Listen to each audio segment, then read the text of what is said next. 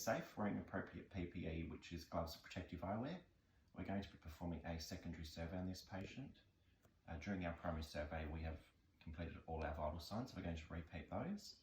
With all trauma patients, we need to go through our DCAP BTLS, which is deformities, contusions, abrasions, penetrations, burns, tenderness, lacerations and swelling. Once we've gone through those, we need to start inspecting the patient's head. So we're going to be feeling around the patient's head, feeling for any crepitus or abnormalities or deformities. So once we've gone through the patient's hair, we need to look at our gloves to see if we can see any blood on both sides. So for this case, we don't. So now what we need to do is we need to look inside the patient's ears to see if we can see any CSF, which we can't. So we're now going to be looking behind the patient's ears now.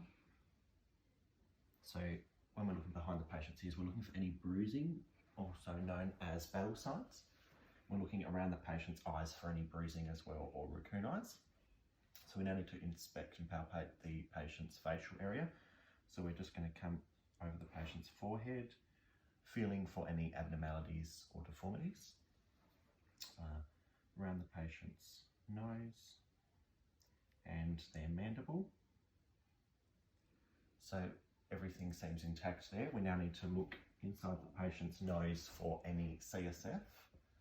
We're going to get the patient to open their mouth for me and stick their tongue out. Okay, now close your mouth and can I get to roll the tongue around inside your mouth? Can you feel all your teeth? Mm-hmm. Yep. So the patient can feel all their teeth, so we have no mouth injuries. So now we need to palpate the patient's C-spine for any tenderness or pain. So keeping your head nice and still. Any pain? No. Okay, so we've got no pain on the patient's C-spine. So we're going to be looking at the patient's neck. So we're looking for any JVD or tracheal deviation, which is in a late signing trauma patient. So we have none present. So now we're going to be we'll be removing the patient's top half to inspect the patient's chest. So when we're looking at the patient's chest, we're looking for any bruising, penetrations, or any obvious trauma to the patient's chest. So once we've ruled any signs out, we're going to start palpating the patient's chest.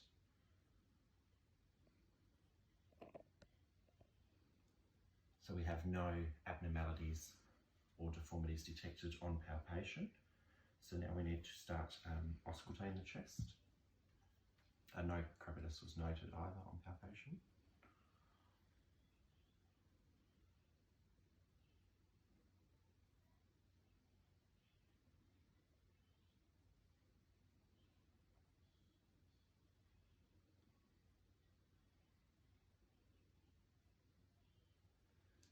So we assess the patient's lung fields and we note equal air entry on both sides. So there's no signs of wheezing, crackles, rhonchi, or any other types of noisy breathing. So we now need to percuss the chest to feel for any hyperresonance. If we feel any hyperresonance or hear any hyperresonance, then we can suspect that this patient has a pneumothorax. So we now need to auscultate heart sounds.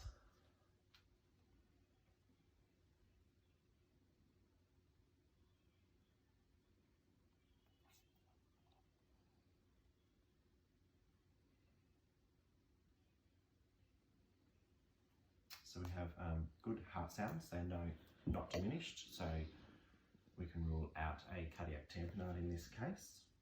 We now need to come down to the patient's abdomen. So we're going to be inspecting for any bruising, penetrations, swelling, or any obvious trauma to the patient's abdomen.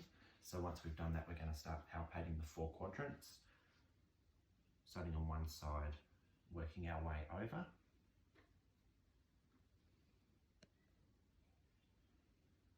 So on palpation, there's no rigidity or tenderness,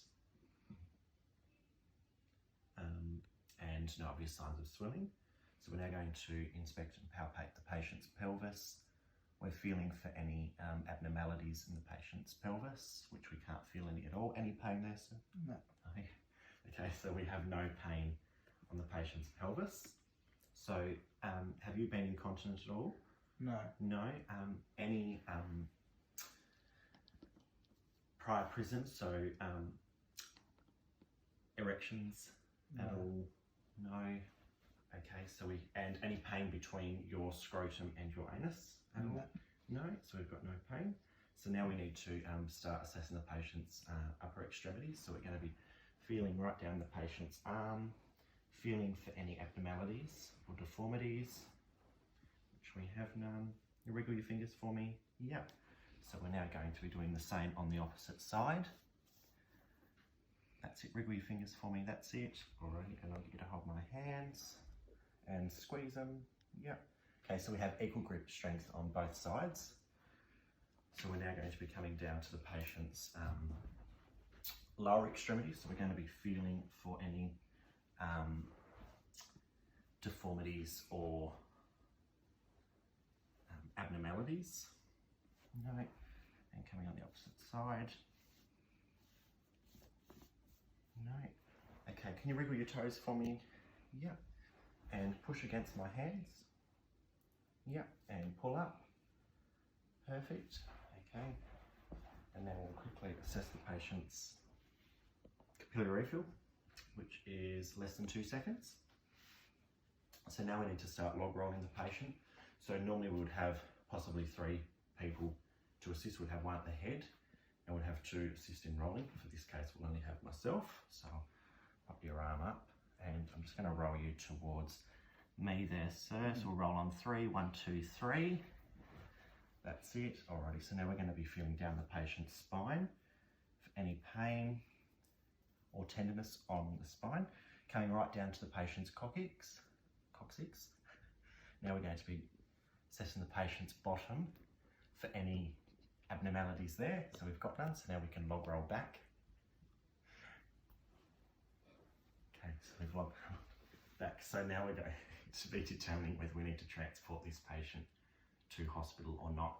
Keep reassessing vitals and reassessing the patient.